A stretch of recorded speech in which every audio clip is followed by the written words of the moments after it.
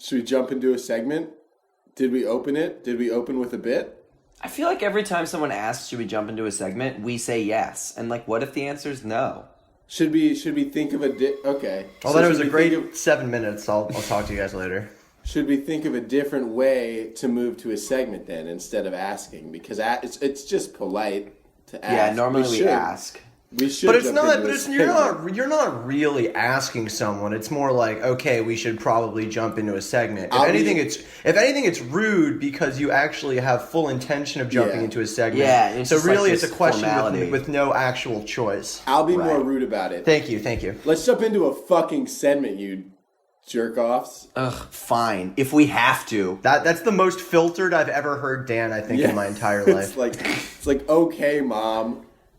All right, guys. My dad just came in the room and he said that we have to move on to another segment. So, Dan, can you give us a segment? It's for the politics man that we have.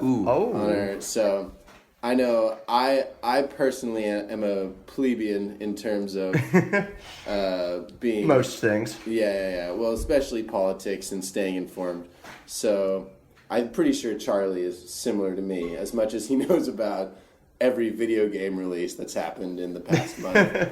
You know what's so fun is that there's a lot of politics swarming around games right now, so maybe I'll have some context. Oh my god. Well, if I'm not wrong, and I might be, there's a pretty crazy tax bill that these radical Republicans pushed through.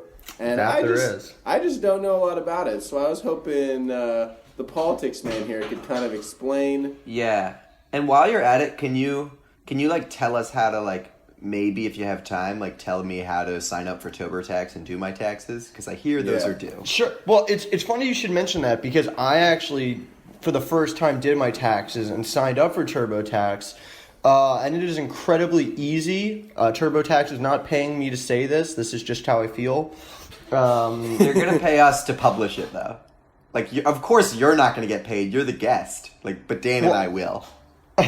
Well, I was listening to a previous podcast where you guys were coming up with like ideas to improve the podcast. Yeah. And I definitely think just having very obvious sponsor things included, even if you're not sponsored by those people. McDonald's. Yeah. Free sponsor. Yeah. Exactly. Sure. Well, so the tax bill, definitely from my perspective, is not very good for the most part because I'm not positive about these numbers, but somewhere between 70 and 80% of the tax relief in the bill goes to like the wealthiest 10% of the people in the country. So who are they? They're the Jeff Bezos and the Walton family who owns Walmart and the Menards. I think the Menards are the second wealthiest family in the country. But is their name Menards? I'm pretty sure the dude who came up with it, his name is like Menard. I think. So that's kind of like wrong, it's like a give and a take. You know, you get money, but your name is Menard. Right, yeah. So it all really balances out. Even if you're like a multi-billionaire, you have to go through life knowing your name sucks. I would pay $1 billion to change my name from Menards. Menards is one spacebar character away from Mynards. That's not true. It's spelled it'd be Menards. That's also funny. It's like a pirate, a swashbuckling pirate. Oh, Menards. Who's just been you sound like Mr. Krabs. There be a righteous way. He would love this tax bill. Show. Is he rich or just miserly? Well, I've never really ascertained. ascertained. I think Mr. Krabs kind of has there's actually a lot of really interesting research on how Americans, like most Americans who are not wealthy, think at some point they will become really wealthy, and I feel like Mr. Krabs is kind of a representation of that. I don't think he's actually that rich because his house is a freaking anchor, man. Like, but we don't know. You can't afford SpongeBob lives better. in a pineapple, and probably an anchor is like better than a pineapple, right? Well, especially because you assume the pineapple would go bad at some point. Yeah, there's a big depreciation on the value of a pineapple house. And Squidward lives under a rock. Like, I think probably an anchor's pretty solid. It's like a Maui statue or whatever, right? Sorry. Patrick lives under a rock. Patrick lives under a rock. My bad. Sorry. Easter Island also, not I don't know what Maui. You thinking of Moana right now? Well, isn't that like a thing like a Maui? or Maui? I'm not sure how it's spelled like MOAI, like statues. It's like a. So this like, tax it's a bill thing. just benefits people that like live in like upscale houses such as Anchors. But all of us pineapple folks are getting screwed over?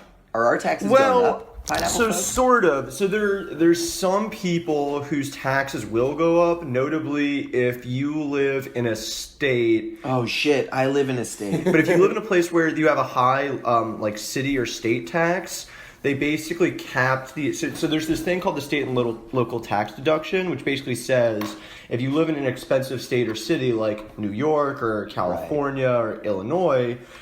You can deduct part of you can get a tax deduction basically from that. And part of what this bill does is it caps the deduction you can use. So there are so to be honest, that kind of affects more like wealthier people who live in those states than like regular people. Right. So that's not a huge deal for me, honestly, but it like a lot of like liberal states are pretty pissed about it. A lot of people who are like middle and lower class will see like really small like marginal increases or like we'll see their taxes go down like a tiny bit. So like part of the about this thing put into the bill, it basically gives you slightly more money for like the child tax credit. But I think the big story is that those people are getting really small marginal benefits, whereas like wealthy people are getting huge amounts of benefits. Like corporate tax going down right.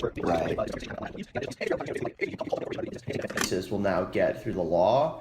So there's that. I mean, they raised the minimum amount for the. And Malcolm, just like make sure to keep going and like never give us an opportunity to maybe think of a joke.